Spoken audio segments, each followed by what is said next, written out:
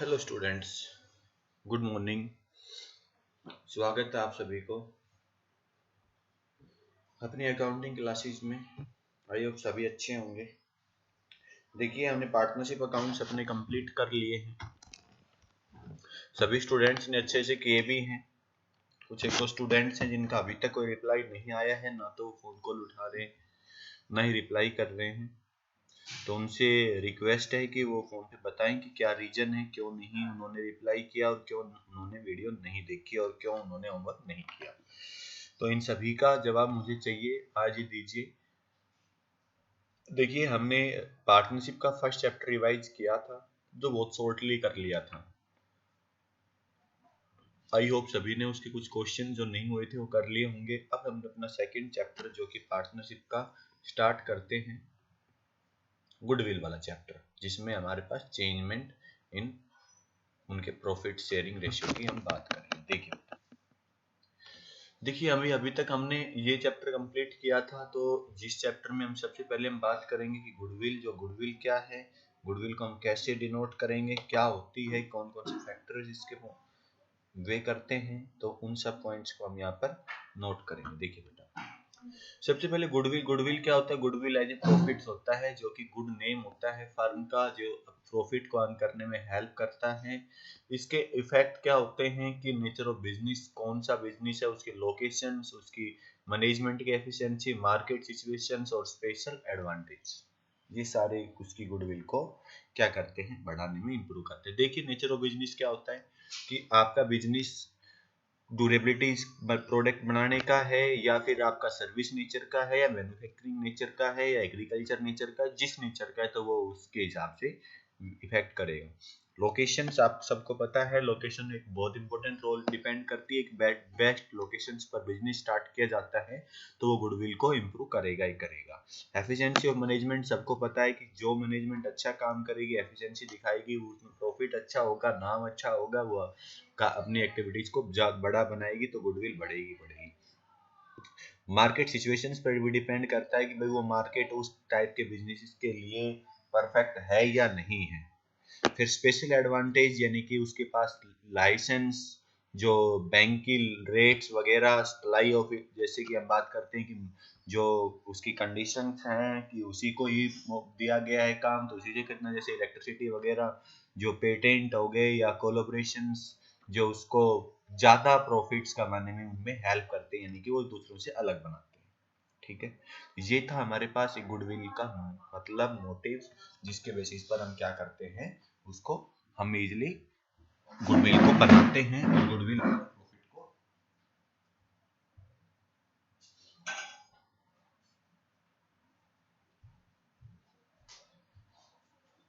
तो आपने देखा कि गुडविल क्या होती है और वो कैसे जनरेट की जा सकती है, कौन कौन से फैक्टर इफेक्ट करते हैं। अब हमें हमें जरूरत क्यों पड़ती है गुडविल को पढ़ने के लिए।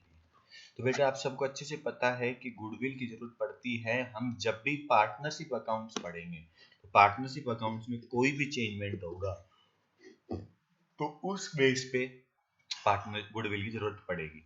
तो उसमें सबसे पहले हम बात करते हैं कि change in profit sharing ratio among existing partner. जो भी पार्टनर्स है वो अपने प्रॉफिट शेयरिंग रेशियो को क्या करना चाहें, चेंज करना चाहें। यानी कि मान लीजिए स्टार्टिंग में सभी कुछ पार्टनर्स आए, उन्होंने बिजनेस शुरू किया और वो बिजनेस अच्छे से चल गया। बिजनेस चलने के बाद देखा गया कि एक पार्टनर जो है वो पूरी मेहनत कर रहा है और दूसरे पार्टनर्स जो हैं वो इतने अच्छे काम नहीं कर रहे। तो उनके बेसिस पर अगर हम देखें तो उसको, तो वो उस टाइप के बिजनेसेस को अगर हम देखें तो वो क्या करना चाहेंगे, चेंज करना चाहेंगे अपने प्रॉफिट शेयरिंग रेशियो को, जिसके बेसिस पर उस टाइम क्या ट्रीटमेंट होगा वो देखेंगे। चैप्टर हमारा वही है कि भाई एक पार्टनर ज्यादा अच्छा काम कर रहा है, कुछ नहीं कर रहे हैं, तो वो चाहेगा वो ज्यादा प्रॉफिट शेयरिंग रेशियो लेना चाहेगा, और जो नहीं करना चाह रहे उनको कम दिया जाएगा। तो वो मतलब होता है कि अपने प्रॉफिट शेयरिंग रेशियो को चेंज करना। ठीक है बेटा, तो फिर है कि किसी नए पार्टनर को हम एडमिट करते हैं या कोई पार्टनर रिटायरमेंट होता है, या किसी पार्टनर की डेथ होती है, बिजनेस को हम सेल करते हैं या किसी दूसरे बिजनेस में उसको मिक्स करते हैं, तो तब हमें क्या पड़ती है, गुडविल की जरूरत पड़ती है। तो गुडविल क्या है, गुडविल एक वैल्यूएबल एसेट्स है जो कि इंटेंजिबल एसेट्स होती है, इंटेंजिबल एसेट्स होती है बेटा। तो इंटेंजिबल एसेट्स की वैल्यू निकालनी होती है, और वैल्यू निकालने के लिए हमारे पास हम ये जो मेथड तो बहुत सारे होते हैं, लेकिन हम इन 3 मेथड्स को पढ़ेंगे, इनके बेसिस पर हम देखेंगे कि गुडविल कैसे निकाली जाती है। देखिए बहुत सारे स्टूडेंट्स की प्रॉब्लम है कि वो एवरेज मेथड तो बहुत इजीली निकाल लेते हैं, लेकिन सुपर प्रॉफिट और कैपिटलाइजेशन मेथड निकालने में प्रॉब्लम फेस होती है। देखिए बेटा मैंने यहाँ पर स्टेप वाइज दिया गया है कि हम कैसे निकालेंगे। तो पहला स्टेप क्या है, एवरेज मेथड का। एवरेज सभी को पता है कि एवरेज में पास्ट के कुछ ईयर्स के बारे में बात की जाएगी। तो पास्ट के ईयर जो थे, तो उसमें मान लीजिए 1 2 3 4 ईयर का जो भी प्रॉफिट थे, उन प्रॉफिट्स या लॉस जो भी था, तो लॉस माइनस हो जाएगा प्रॉफिट से, तो वो ऐड हो जाएंगे। और उसको हम क्या करेंगे, जैसे 4 ईयर था तो 4 से ही डिवाइड करेंगे, ये आ गया एवरेज प्रॉफिट। ये सबसे पहले हमने क्या निकाला, एवरेज प्रॉफिट निकाल लिया। एवरेज प्रॉफिट निकालने के बाद गुडविल क्या होगी, average profit number of year purchase. अब ये नंबर ऑफ ईयर परचेज क्या है बेटा, नंबर ऑफ ईयर परचेज का मतलब है कि जो बिजनेस आज हम जिस उसकी कैलकुलेशन करते हैं कि अगर हम कोई एफर्ट ना करें तो इतने टाइम तक, इतने ईयर तक हमारा बिजनेस हमें प्रॉफिट देता रहेगा, तो उसको बोलते हैं नंबर ऑफ ईयर परचेज। तो वो क्या है, गुडविल निकालने का वे होता है, जिसके हम हर जगह यूज करेंगे, वेटेड एवरेज में भी, और जो हमारे पास सुपर प्रॉफिट होगा, और जो हमारे पास कैपिटलाइजेशन मेथड होगा उसमें भी। तो नंबर ऑफ ईयर परचेज का मतलब इतने साल तक और हमारे इस गुडविल के बेस पर हम प्रॉफिट कमा सकते हैं, यानी कि इस नाम के बेसिस पर। तो आज के दिन हम जो निकालेंगे वो गुडविल की वैल्यू होगी। ठीक है भाई। अब हम बात करते हैं कि वेटेड एवरेज। वेटेड एवरेज क्या होता है कि बेटा जैसे एवरेज है उसी में वेट दे दिया जाता है कि भाई पहले साल को हमने 1 वेट दिया, दूसरे को 2, तीसरे को 3 और 4, तो इनका जो भी प्रॉफिट हुआ इसको मल्टीप्लाई करेंगे, और मल्टीप्लाई करने के बाद जो भी वैल्यू आएगी उस वैल्यूज को हम क्या करेंगे, डिवाइड करेंगे इनके वेट्स के सम से। तो इनके वेट के सम को हम क्या कर देंगे, इसे डिवाइड, तो हमारे पास वेटेड एवरेज आ जाएगी, और उसी वेटेड एवरेज को हम नंबर ऑफ ईयर परचेज करेंगे तो क्या मिल जाएगी, वो गुडविल निकल आएगी वेटेड एवरेज से। अब सेकेंडली पॉइंट आता है हमारे पास बेटा कि सुपर प्रॉफिट मेथड से गुडविल कैसे निकाली जाए, जो कि बहुत सारे स्टूडेंट्स की प्रॉब्लम होती है। तो सबसे पहले बेटा सुपर प्रॉफिट का मतलब ये क्या होता है कि हमारे पास एक एडिशनल प्रॉफिट होना, सुपर प्रॉफिट होना। जैसे सुपर वर्ड यूज होते हैं ये कि सुपीरियर जो करता है, कि यानी कि जो नॉर्मल होता है, यानी कि जो हर कोई करता है उसे ज्यादा निकालना। तो नॉर्मल प्रॉफिट का जो आपने इकोनॉमिक्स में पढ़ा बेटा 11th क्लास में, तो नॉर्मल प्रॉफिट क्या होता है, जो कि आपका नो लॉस और नो प्रॉफिट बोला जाता है।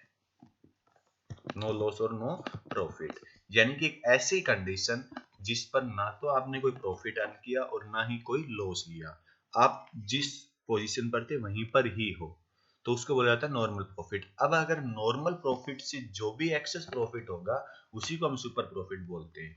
अब आप कहोगे कि सर बताओ हमें नॉर्मल प्रॉफिट निकालेंगे कैसे, तो जो आपका एक्चुअल, देखिए आपको मैंने पहले ही बताया था बेटा कि एक बिजनेस में हम 2 टाइप्स की कॉस्ट को लेके चलते हैं, एक वेरिएबल कॉस्ट और एक फिक्स कॉस्ट। एक वेरिएबल कॉस्ट और एक फिक्स्ड कॉस्ट। तो फिक्स कॉस्ट क्या होती है, फिक्स कॉस्ट हमारी, हम 2 कैटेगरी में बात करते हैं, एक तो ऑपरेटिंग और एक फाइनेंस कॉस्ट। फाइनेंस कॉस्ट में आपके पास एक फिक्स कॉस्ट भी होती है। तो इन दोनों कॉस्ट को, यानी कि इन सभी को हम बात करते हैं, फिक्स्ड और वेरिएबल कॉस्ट को ऐड करें और उतना ही हमें रेवेन्यू मिला हो, तो वो क्या कहलाएगी आपके पास, नॉर्मल प्रॉफिट। देखिए इसको मैं एक दूसरे वे में समझाता हूँ आपको, जो कि आपका बिजनेस का भी जो मैंने बताया भी था आपको, कि ये वाला जो पोर्शन होता है आपका, जो ईबीटी और ईबीआईटी एनालिसिस मैंने दिखाया था आपको करके, तो उसी के अकॉर्डिंग मैं बता रहा हूँ। जैसे फॉर एग्जांपल आपने सेल की 1 लाख रुपए की, आपने सेल की 1 लाख रुपए की, तो वो क्या है, आपका रेवेन्यू है। आप इसमें नहीं देख सकते कि ये प्रॉफिट है या लॉस है, कितना क्या है, ये तो बाद में पता चलेगा। मैंने आपको बताया कि इसमें से बेटा माइनस कर दो वेरिएबल कॉस्ट। वेरिएबल कॉस्ट क्या होती है, जैसे आप कोई भी प्रोडक्ट बना रहे हो तो उसको बनाने के लिए कम या ज्यादा करने के लिए उसका रॉ मटेरियल हो गया, उसकी वर्कर्स हो गए, इलेक्ट्रिसिटी बिल हो गया, ये सब चीजें क्या होती हैं, उसकी वेरिएबल कॉस्ट होती है। कि अगर आप सामान बनाओगे तो कॉस्ट लगेगी, नहीं बनाओगे तो नहीं लगेगी, वो वेरिएबल। मान लीजिए ये आपकी पड़ी आपके पास 30,000 रुपीज की, 30,000 रुपए की वेरिएबल कॉस्ट, तो आपके पास जो बचेगा वो 70,000 रुपए। यानी कि कहने का मतलब आपकी जेब से 30,000 रुपए निकले और 70,000 आए हैं, जो कि आप देखोगे कि क्या ये हमारा प्रॉफिट है, तो हम इसको बोलेंगे प्रॉफिट नहीं। जैसे मैंने आपको एग्जांपल दिया था कि मैं कहता हूं कि भाई आपके पास क्या है, आपके पास एक व्हीकल है, मान लीजिए आपके पास एक ट्रक है, और आपने कहा कि सर बताओ कि इसको, मैंने कहा कि बेटा ये जो ट्रक है ये मुझे सामान यहाँ से वहां ले जाना है। आपने कहा कि सर ठीक है, ये सारा सामान ले जाने में 1 लाख रुपए लगेंगे। तो मैंने कहा ठीक है भाई 1 लाख रुपए ले लो। आपने कॉस्टिंग निकाली अपनी कि भाई मेरा जो ऑयल है, फ्यूल है, और जो भी रोड टैक्स वगैरह होगा जिसको टोल बोलते हैं, और ड्राइवर का खर्चा होगा, वो 30,000 रुपए आएगा। तो आपने लगा लिया कि 70,000 रुपए हमारा क्या हो जाएगा, इस काम से प्रॉफिट हो जाएगा। लेकिन बेटा इसको हम प्रॉफिट नहीं बोलते, इसको बोलते हैं हम कॉन्ट्रीब्यूशन। अब हम बात करेंगे इसकी फिक्स कॉस्ट की। तो इसमें फिक्स कॉस्ट लगी हुई है। मान लीजिए आपने ट्रक का ही नाम लिया, तो ट्रक से आप जो काम कर रहे हो, आपने कुछ ऑफिस भी बना रखा होगा अपना उस ट्रकों के लिए। मान लीजिए आपकी ट्रांसपोर्ट कंपनी है, तो उनके लिए ऑफिस बना रखा होगा, वहां पर क्लर्क रखा होगा जो आपको आपके काम को देखता रहता है, नोट करता रहता है, एंट्री करता रहता है, जिसको हम मुंशी मुनीम या अकाउंटेंट वगैरह बोलते हैं जो भी।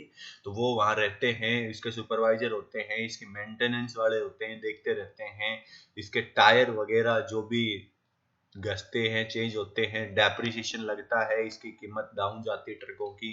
तो वो सारी चीजें लगा के हम देखते हैं कि जो आपने सेटअप लिया पूरा का पूरा वो सारा क्या है, किया हुआ है। तो मान लीजिए 30,000 रुपए उसकी कॉस्ट है, आप इस काम को करते हो, तो आपको बच गया बेटा 40,000। आप इसको बोलोगे कि ये हमारा क्या हो सकता है, प्रॉफिट हो सकता है, लेकिन एक्चुअल प्रॉफिट वो भी नहीं है बेटा।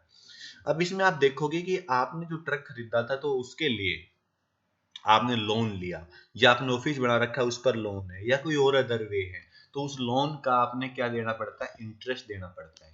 हम बात करते हैं हम प्रॉफिट्स यहाँ तक लेके और इस पर काम करने लग जाते हैं। तो जो भी आपको पार्टनरशिप में जो बुक्स में प्रॉफिट मिलेगा, वो ये प्रॉफिट है बेटा, इसको हम प्रॉफिट बोलते हैं। इसको हम क्या बोलते हैं भाई, एक्चुअली प्रॉफिट ये हुआ है हमारा, एवरेज प्रॉफिट या एक्चुअल प्रॉफिट। अब हम देखेंगे क्या रियलिटी में प्योर प्रॉफिट यही है, नहीं। क्योंकि इस बिजनेस को करने के लिए हमने क्या लिया है बेटा, इसमें हमने कैपिटल लगाई है, पैसा लगाया, या तो अपना था या फिर बाहर से लिया गया है। तो उस पर नॉर्मली रिटर्न क्या मिलता है, नॉर्मली रिटर्न्स क्या मिलता है, अगर हम ये सारा पैसा, मान लीजिए आपने 1 करोड़ रुपए लगाया, 1 करोड़ रुपए लगाया है, और 1 करोड़ रुपए जो कि आपने, मान लीजिए कि 1 करोड़ रुपए आप मार्केट में देते, किसी कंपनी में लगाते, कहीं पर भी देते, तो आपको एक एवरेज रिटर्न मिलता, और वो एवरेज रिटर्न मान लीजिए आपको 10% मिलता। तो आप ये काम कर रहे हो, तो इस काम को करने में अगर आपने बाहर से पैसा उठाया या आप ये पैसा बाहर लगाते, तो 10% मिलता, तो वो होगी इसके इंटरेस्ट की कॉस्ट। उसको हम मान लीजिए ये हो गई आपके पास 10,000 रुपए इस काम के लिए, इस वर्क के लिए 10,000, तो आपको कितना बच गया, 30,000। ये जो प्रॉफिट है बेटा, इसको हम बोलते हैं सुपर प्रॉफिट। ये है आपका जो प्रॉफिट बोलते हैं, जिसको हम नॉर्मल प्रॉफिट, और ये है सुपर प्रॉफिट। तो सॉरी, ये है एक्चुअल प्रॉफिट आपका, यानी कि जो हम बात करते हैं। तो सुपर प्रॉफिट क्या हुआ, जो हमारे पास जो एक्चुअली प्रॉफिट हुआ है उसमें से हम माइनस कर देंगे, एक्चुअल प्रॉफिट में से हम इंटरेस्ट को, यानी कि कॉस्ट ऑफ फाइनेंस को मार्क कर देंगे, तो हमारे पास क्या बचेगा, वो सुपर प्रॉफिट बच जाएगा। इसी सुपर प्रॉफिट के बेस पर हमने क्या करना होता है, गुडविल निकालनी होती है। नॉर्मली हम बात करें कि अगर हमें पैसा वहां देते, जो ये पैसा लगाया था बाहर देते, तो हमें ये पैसा मिलता, और हम इतने तक ही क्या रहते, संतुष्ट रहते। लेकिन इससे ज्यादा हमने ये कमा लिया है, तो जो ज्यादा कमाया है उसी को क्या बोलेंगे, हम सुपर प्रॉफिट बोलेंगे। क्लियर हुआ बेटा, सबको अच्छे से समझ में आया? बताइए आया या नहीं आया। तो अगर नहीं आया है तो फिर आप मेरे को मैसेज करोगे, फोन करोगे, मैं इसको और क्लियर करूंगा। देखिए अब दोबारा से इस पॉइंट पर चलते हैं। तो सबसे पहले आप क्या करोगे बेटा, कैलकुलेट निकालोगे नॉर्मल प्रॉफिट। और नॉर्मल प्रॉफिट क्या होता है कि जो भी कैपिटल एम्प्लॉयड होगी, जितना भी पैसे आपने लगाए, जैसे मैं अगर बात करूं,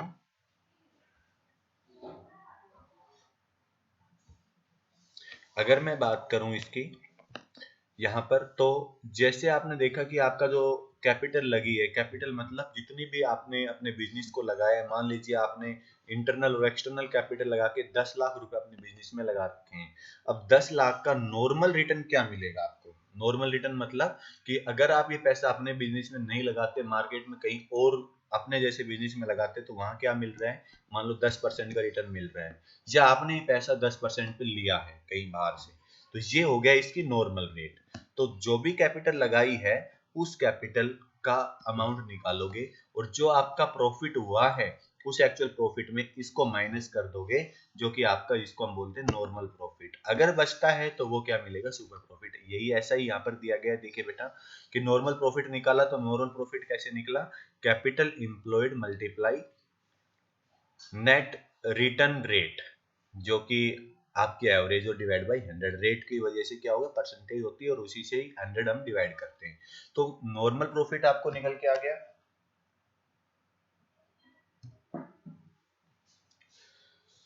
नॉर्मल प्रॉफिट जैसे ही आए तो नॉर्मल से आप क्या निकालोगे? सुपर प्रॉफिट निकालोगे। जो आपका एक्चुअली में एवरेज प्रॉफिट हुआ है उसमें से माइनस कर दोगे आप नॉर्मल प्रॉफिट को। तो नॉर्मल प्रॉफिट मिला, नॉर्मल प्रॉफिट जो कि निकाल लिया था, जिससे क्या मिल गया हमें? Super profit. और सुपर प्रॉफिट जो भी आया है उसको हम नंबर ऑफ ईयर से मल्टीप्लाई कर देंगे, तो आपके पास क्या मिलेगी? गुडविल मिलेगी। तो ये था बेटा आपके पास सुपर प्रॉफिट मेथड निकालने का फॉर्मूला, कि कैसे बढ़ा और कैसे निकाला जाएगा। तो इसकी आप प्रैक्टिस करनी है बेटा। उसके जस्ट बाद आपका तीसरा और लास्ट जो मेथड है वो क्या है?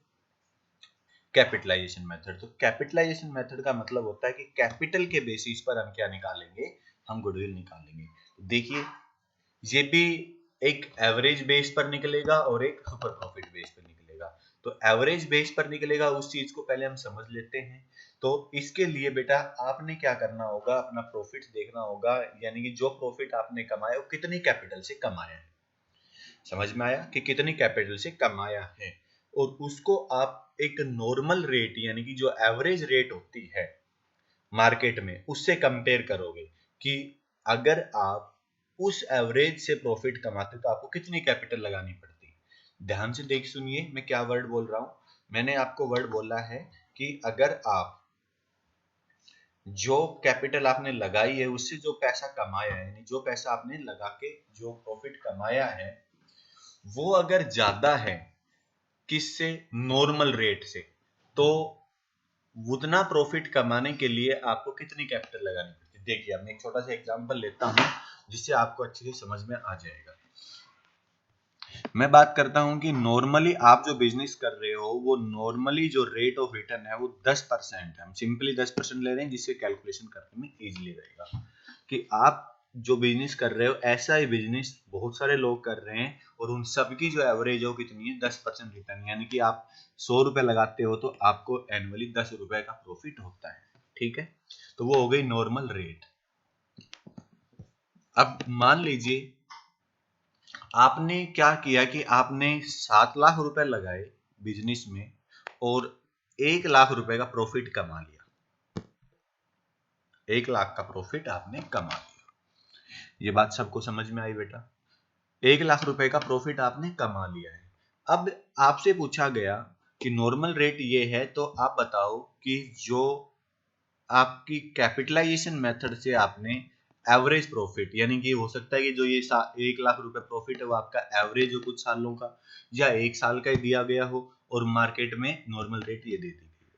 तो हम ये कहेंगे कि 1 लाख रुपए कमाने के लिए सिंपल सी बात है कि बेटा एवरेज, जो हम सब देखते हैं कि हम भी कहेंगे कि भाई हम भी दूसरों की तरह एवरेज काम करेंगे।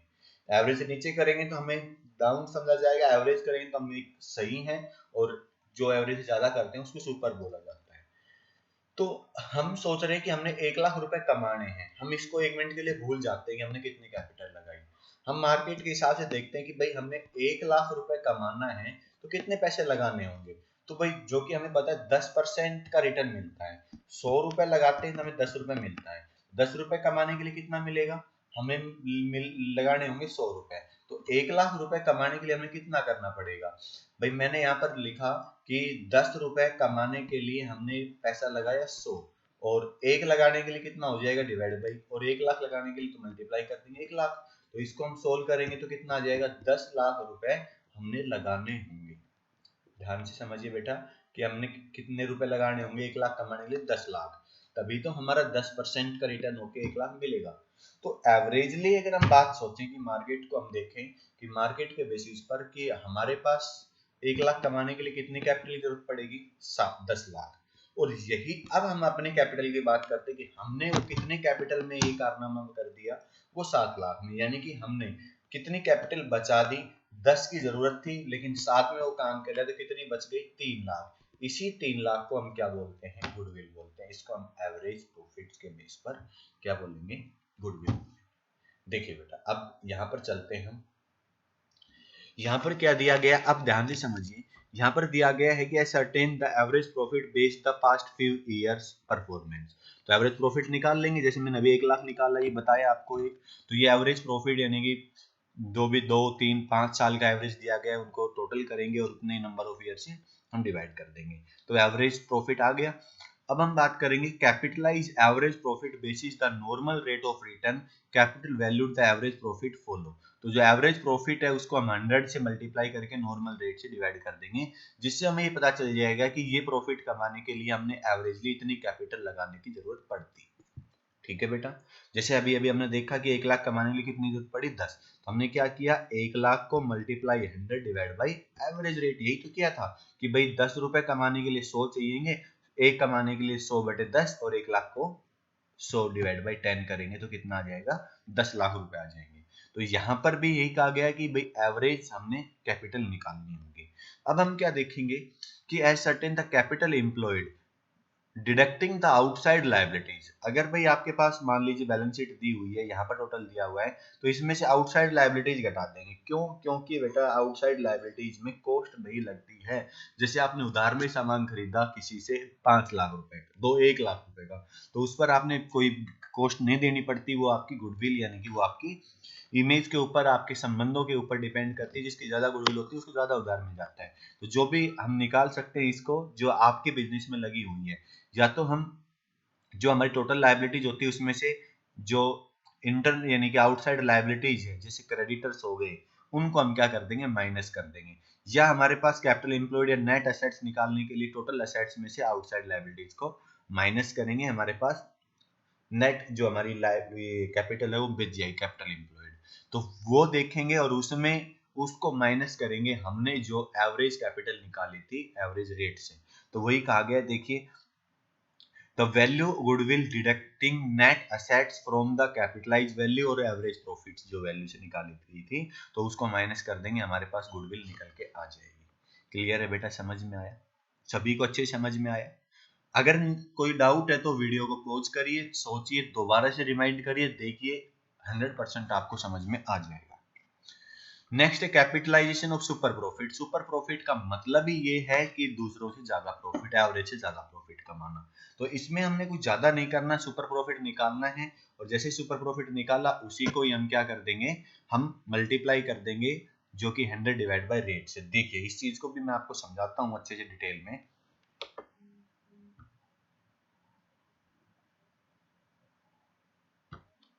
देखिए बेटा, भाई हमने अभी अभी सुपर प्रॉफिट निकालना सीखा। सुपर प्रॉफिट कैसे निकाला जाता है? भाई जो एक्चुअल हुआ है उसमें से नॉर्मल माइनस कर देंगे। एक्चुअल जो हुआ है उसमें से नॉर्मल माइनस कर देंगे। तो जो भी सुपर बचा, तो सुपर का मतलब क्या है कि सुपर बचा तो वो क्या है कि नॉर्मल से ज्यादा ही है। और हम बात कर रहे हैं गुडविल भी, कि भाई जो नॉर्मल से ज्यादा हम कमाते हैं, तो मान लीजिए आपने सुपर प्रॉफिट कमाया, उसके लिए आपकी कोई कॉस्ट नहीं लगी। एवरेज कॉस्ट की बात करते हैं। सर समझ नहीं आ रहा? देखिए बेटा, मैंने आपसे बात किया कि जो आपका एक्चुअल प्रॉफिट हुआ, मान लीजिए 1 लाख रुपए, आपने नॉर्मल कैपिटल जो लगी हुई थी, नॉर्मल जो प्रॉफिट होता है, जो कैपिटल लगी, मान लीजिए आपने 7 लाख रुपए लगाई, तो 7 लाख रुपए लगा के नॉर्मल रेट क्या बनेगी, वो 70,000 रुपए।